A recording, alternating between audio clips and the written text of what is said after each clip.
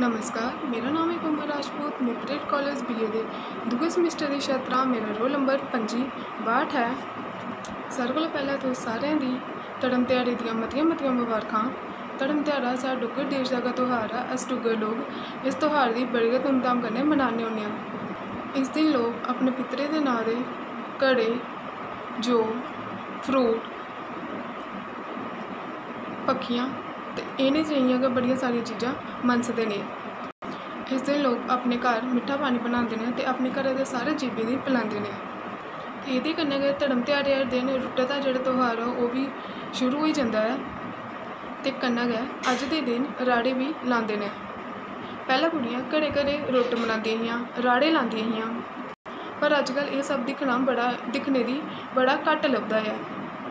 लोग रुट्ट मनाना, राड़े लाना, एह् जेह्ड़े साढ़े डोगरी दे त्यौहार है एह् मनाना बड़ा घट्ट करी गेदे न, जेह्दे कन्नै डोगरी दा जेह्ड़ा कल्चर है ओह् कुदै ना कुदै खत्म होने दी कगार उप्पर आई गेदा है। इस कन्नै में इ'यै आखना चाहूँ कि असें सारें गी अपने जिन्ने बी त्यौहार है ओह् बड़ी धूमधाम कन्नै ते रली मिलियै मनाने चाहिदे, जेह्दे कन्नै कि साढ़े आने आह्ली पीढ़ी गी बी इ'नें त्यौहारें दा पता चलै ते ओह् बी एह् त्यौहार रली मिलियै खुशी कन्नै प्यार कन्नै मनान।